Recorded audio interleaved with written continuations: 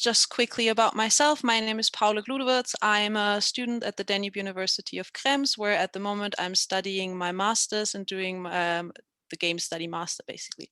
And if I'm actually not a student at the university, I'm a youth worker for one of the, well, actually for the biggest and oldest company regarding youth work in Vienna, the Verein Wiener Jugendzentren. And why does this not work now? Ah, yeah. And for the people that are not familiar with the term a youth worker is a special form of social work which specializes in working with children, basically until up to the age of 25.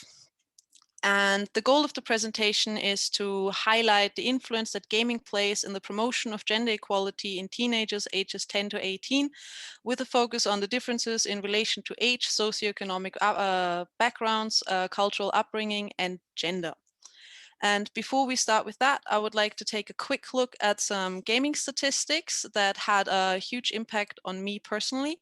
However, I do want to say that the study was conducted on subjects who identify as strictly male or female, and therefore the data is not inclusive of individuals who fall outside of the gender binary.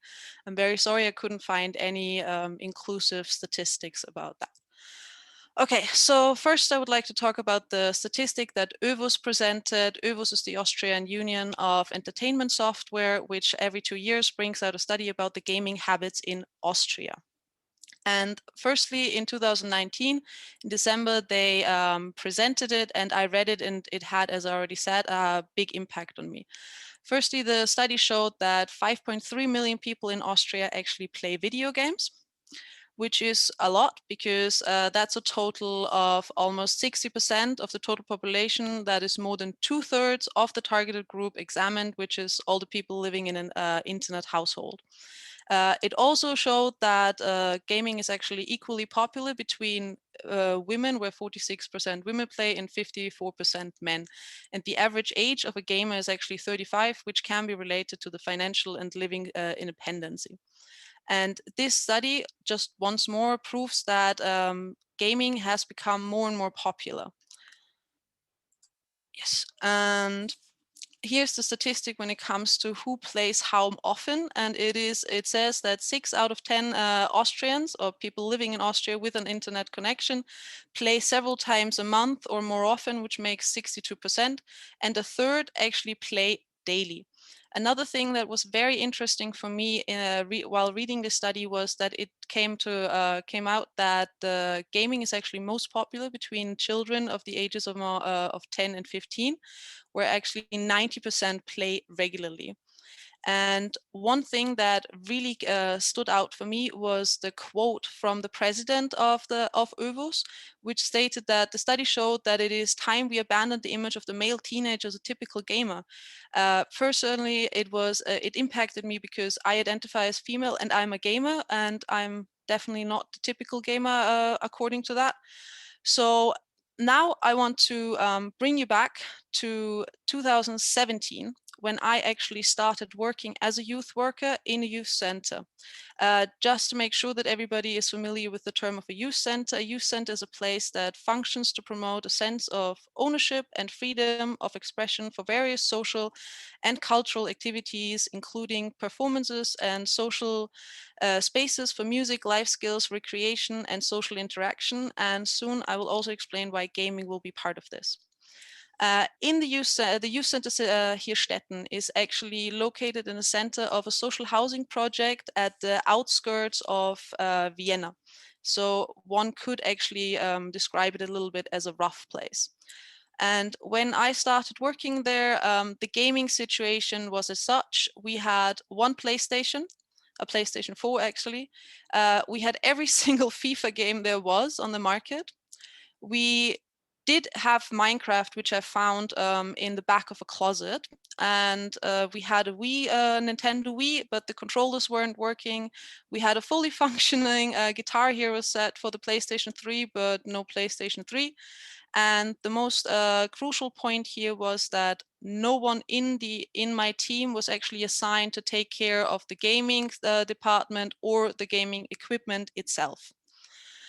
So to me, this was a bit odd because why would gaming be just a secondary thing? Why was it overlooked if it's very important in many people, kids' lives. So I basically tried to approach the subject a bit differently. I started going around and asking what was happening with the gaming, especially within my company. And the feedback I mainly got was that a lot of fear actually exists in the world of the youth workers, because it is so difficult to approach the matter of gaming, because of the bad negative stigma that we still have nowadays. And it is a bit difficult every now and then to actually give the kids the games or the experience that they wanted, because most of the games that they wanted to play were simply not allowed because of the age restrictions that most games had. So to give you a bit of an insight what it was like. Why doesn't it work now? Here. This was the daily life in the youth center for me when I worked in 2017. Basically, a group of 7 boys, or at least children that identify as male up till now, came to the youth center and played FIFA day in and day out. And most of the times we had to settle commotions, fights, and sometimes we even had to settle physical fights. One more thing that I want to say, my computer decided to crash itself and I lost quite a lot of pictures. So the pictures that you can see here are actually not from my youth center, they're from other youth centers, but this was more or less the setting that you could find in any youth center that had a PlayStation or any form of console. And this to me was very odd, because on a daily basis, we had 100 to 150 visitors a day in one of our clubs. So why were only 7 kids actually using the PlayStation and playing it? So I did what every good researcher does. I ask around and try to figure out why the kids actually didn't play on the PlayStation. And when I ask around, the main answer I received was that they did not have any interest in playing FIFA. They did not enjoy the group of kids that actually occupied the PlayStation mostly. And they did not enjoy where the PlayStation actually was located in the youth center itself. So I was there thinking this cannot be how I'm working and watching kids game, because I love gaming so much and I know how important it is and how much effects it has on social structure with children, especially in group settings and open settings such as the youth center itself. So I decided something needs to change. And as I already said, I asked around, and one other thing that came to mind that appeared very quickly was that girls were very, very reluctant to actually answer my questions, especially when male counterparts were surrounding them. So obviously what I did, I would try to ask them as privately as possible. And the response was mainly, sadly, that they were told dancing is for girls, gaming is for boys. And all of them said the same thing. They cannot play, it's not for them. And only a very, very small fraction actually answered with, yes, I like gaming, but I only play on my smartphone in private because I cannot play at home because the PlayStation doesn't belong to me. It's only for my brothers, and so on and so on. This structure, and I found in basically every single child's home. So I decided something needs to change. And I asked myself, what exactly needs to change? And the answer was very obvious. Everything had to change. The entire approach we had to gaming in the youth center, in youth work, had to absolutely change. So I went to my team and I discussed the issue, and I said, let's take this wonderful old concept that we have and throw it out the window because it's useless. We don't need it. Let's create a new one. Let's make our youth center a center for gaming in our company with the teenagers that we have. And it worked, as far as I can tell. And I will tell you now why. One of the first things that we did was we asked the kids, what do you guys want? We did that with brainstorming sessions. We made lists, we had elections. We always made sure that all the genders were equally distributed in these groups. And it started with a very simple thing, redecorating the entire gaming area and the setup itself. They wanted to move it from the dark, dusty corner in the back of the room into the middle of the youth center, where it is way more present, extremely accessible, and where no one feels like they're actually hiding away. Another thing that they really wanted to do was a PSN membership, not only for the free games, but also for the possibility of online gaming on some gaming platforms, sorry.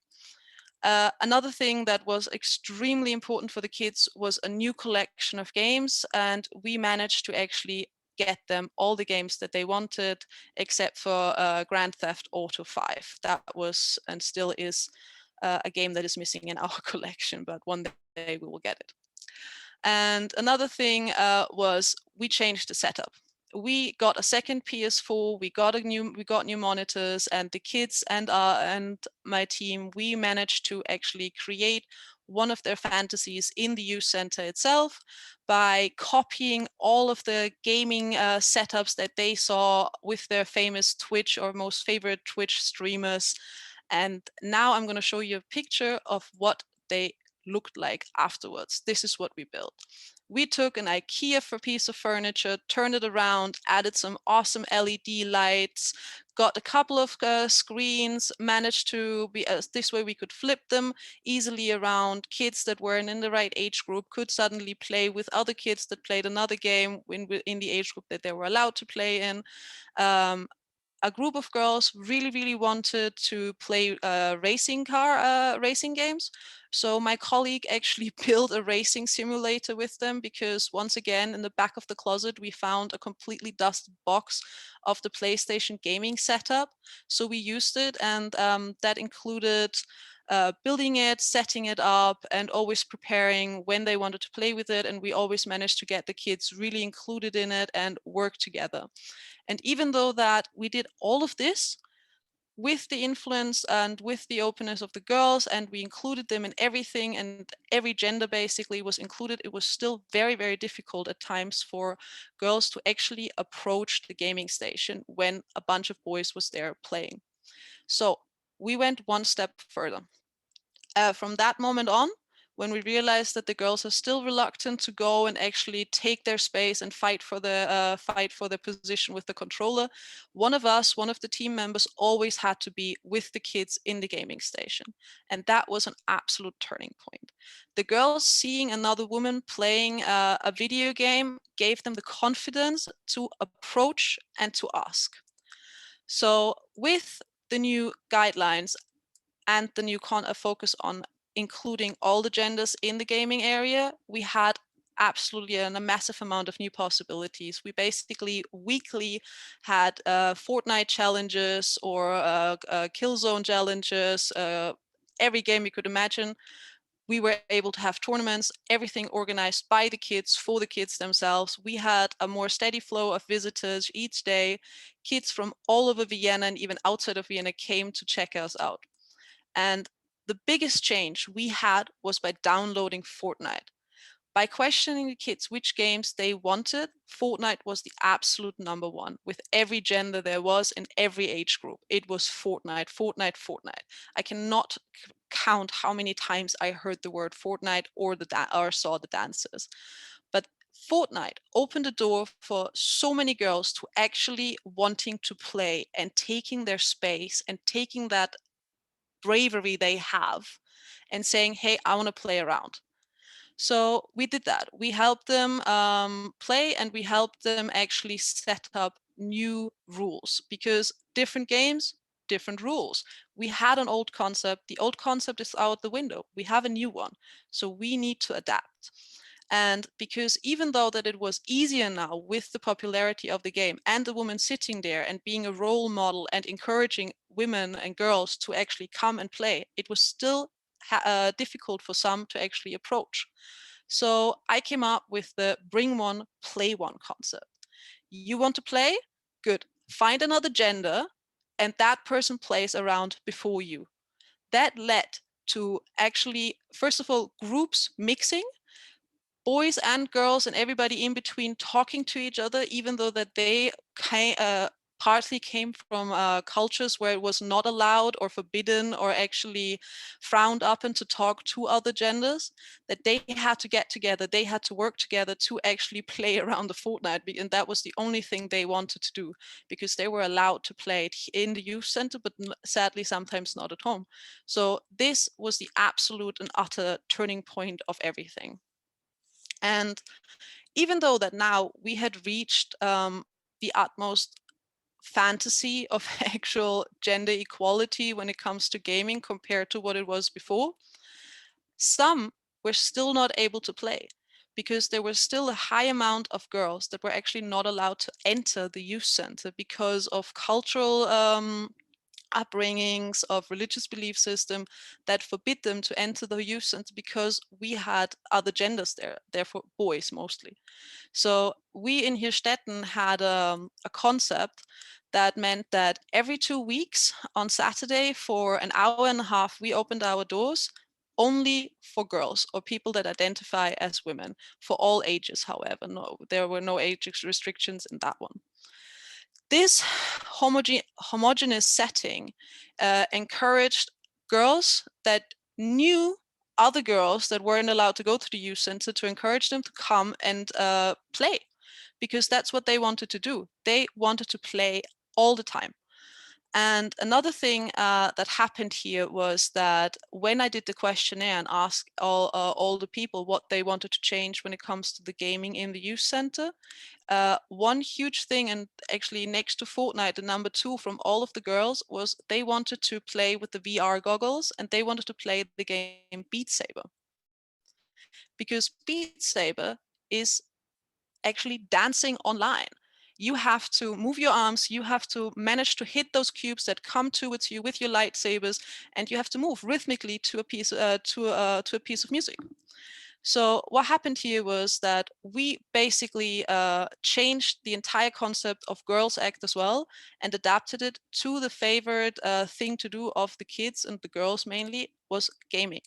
So every Saturday, we actually also, we also changed the times. Instead of an hour and a half every second Saturday, we got 2 hours and a half basically every Saturday, because we became so popular. And we had, in the beginning, we had about 10 girls coming every second Saturday. With the gaming included, we had 50 plus come every week, wanting to play, wanting to experience this homogeneous setting, which gave them the power of freedom, which gave them the ability to relax, to let go, and to try all the things that they wanted to try, which they were told at home they couldn't try because dancing is for girls and gaming is for boys, apparently. And these open gaming sessions actually invited a lot of girls from all over Vienna to come and join us. And the Beat Saber tournaments became the complete turning point in this entire process that lasted about 2 years. We had constant Beat Saber games and tournaments at Girls Act. And one day we had a Beat Saber tournament actually in a club with all the genders, where all genders can go to. And a few girls that were regular visitors at Girls Act came to that Beat Saber tournament and absolutely annihilated every single person that was there, especially the people that consider themselves to be boys, identify as boys. And instead of everybody being mad at them, they turned because they got the concept from bring one, play one, and they started saying, hey, no, if you play one round, I want to play before because I'm not as good as you and you need to teach me how to do it. So to me, this was absolute heaven, because what happened was that, if you remember the pictures from before, how the consoles were being used and all of the FIFA was being played, this was what came out of it. Girls playing all the time, taking their space, fighting for the space, demanding that only they get to play. If they were interrupted, if a boy said, haha, you did it bad, they all stood up and fought for each other. And they actually lived feminism, which made me simply the happiest human being on this planet. And of course, all of this didn't go unnoticed within my company. And my company actually has a festivity for the International Women's Day on the 8th of March, where one of the youth centers always turns itself upside down, opens its doors for every human that identifies as female, and everybody that identifies as male is on that day not welcome. However, in the youth center on that day, we always get to celebrate a lot of things and have a lot of activities. And I actually was invited to introduce VR gaming on that festivity. And I did not only play with uncountable amount of girls, but also with their mothers, who suddenly were encouraged to pick up a gaming console and play something that they'd never done before, because they grew up thinking that gaming is just for boys and dancing is only for girls. And this, to me, was the absolute most beautiful thing. So, as in conclusion, I would like to say, as we know, gaming has a very important part, is a very important part in our lives and is a very vital role in the new generation. Therefore, on an educational level, I think it is extremely important to embrace it and steer into it, even though that it can be negatively stigmatized or scary and can be difficult with all of the laws. There are ways of dealing with it, and I just hope that one day we can divert from the image of that lonely male gamer, because gaming is for all genders and it is a group sport. And let's encourage all to play and to take the stage and press that X button, which connects us all. Thank you Thank you very very much. much. Thank you. You set such a high example for all of us, I think. And also, if your project has any social media, we would love to follow your progress